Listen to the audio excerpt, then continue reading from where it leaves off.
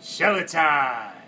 I'm going to interview Merrill Reese, and we're going to get a little bit about his background, and also he is going to provide us with tips and advice on how to break into the industry if you're an aspiring DJ or radio personality.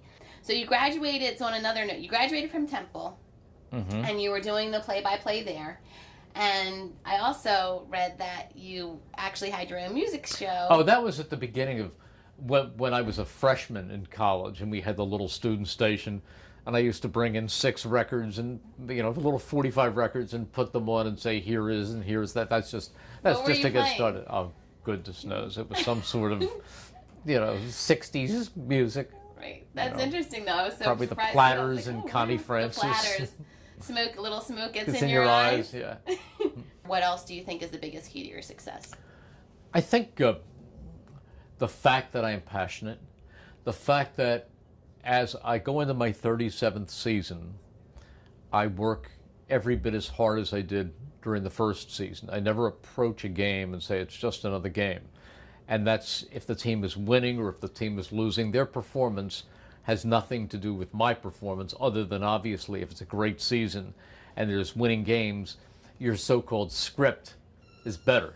There's more excitement in the broadcast. Right. But I think the fact of the matter that I've never taken anything for granted, and that when I get to do a game and it's a Sunday morning and I wake up, I am nervous. I am very, very nervous because I've worked all week.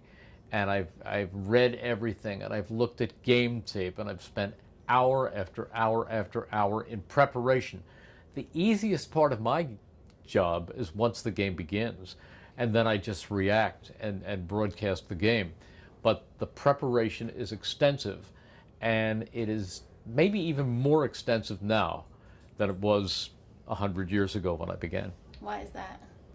Because I've learned how much more you need to do to prepare to do the broadcast the way I want to do it. I guess I'm throwing out a lot of old cliches, but Dick Vermeil, in evaluating football players, used to tell them that you've got to practice hard every day, because in this field, nobody ever stays the same. You either get better or you get worse.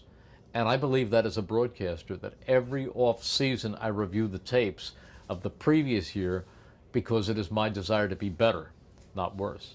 You never stay the same. So I approach every game with that philosophy. I want to be the best that I can possibly be. And I will tell you that if I do 20 games a year, that's 4 preseason and 16 regular season, flying home or from the away games or driving home from the home games, probably out of 20 games, I really feel good 6 times. And the rest of the time I'm thinking to myself, well, it was okay, but I wish I had said this, right? Gosh, I missed that number, or this. I'm never satisfied. I never say, great job, you were, I always feel there's always room to be better. And I believe that's the key to anything. Whether you're a golfer or a tennis player or a football player or a doctor or a teacher, I think we all have to strive to be the best we possibly can every single day.